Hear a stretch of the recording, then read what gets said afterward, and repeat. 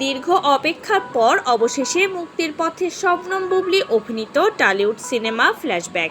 প্রায় 2 বছর আগে শুটিং শেষ হলেও নানা জটিলতায় আটকে ছিল ছবিটির মুক্তি।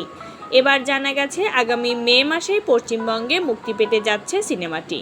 পাশাপাশি বাংলাদেশেও ছবিটি মুক্তির পরিকল্পনা চলছে।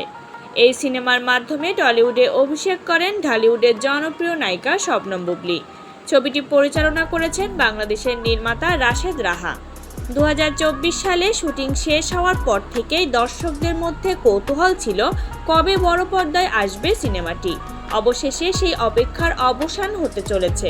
নির্মাতা রাশেদ রাহা জানিয়েছেন, পশ্চিমবঙ্গের বিধানসভা নির্বাচনের ফল ঘোষণার পর সিনেমাটি মুক্তির পরিকল্পনা করা হয়েছে।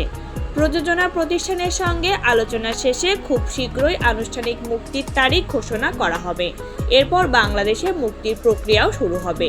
থ্রিলারধর্মী এই সিনেমায় বুবলির সঙ্গে অভিনয় করেছেন পশ্চিমবঙ্গের জনপ্রিয় নির্মাতা অভিনেতা কৌশিক গাঙ্গুলি এবং অভিনেতা সৌরভ দাস। চিত্রনাট্য লিখেছেন খায়রুল বাশার নির্ঝর।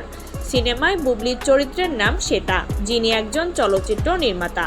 কৌশিক গাঙ্গুলিকে দেখা যাবে অঞ্জন চরিত্রে এবং সৌরভ দাস অভিনয় করেছেন ডিকে চরিত্রে। ভিন্ন জীবনধারার 3 মানুষের গল্প একসময় গিয়ে মিশে যায় পাহাড়ি এক জনপদে। সেখান থেকেই গল্প নেয় নতুন মোড়। এদিকে দেশে আগামী 8ই মে মুক্তি পাচ্ছে বুবলি অভিনীত আরেক সিনেমা সর্দার বাড়ির খেলা। লোকজ ঐতিহ্য লাঠি খেলাকে কেন্দ্র করে নির্মিত এই সিনেমায় তার বিপরীতে অভিনয় করেছেন জিয়াউল রোশান। নির্মাতা রাখাল সবুজ পরিচালিত ছবিটিতে আরও রয়েছেন শহীদুজ্জামান সেলিম ও আজাদ আবুল কালাম।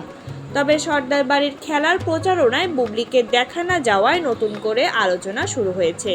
চলতি বছরের শুরু থেকেই গুঞ্জন চলছে দ্বিতীয়বারের মতো মা হতে চলেছেন তিনি, যদিও এই বিষয়ে এখনও কোনো স্পষ্ট বক্তব্য দেননি অভিনেত্রী।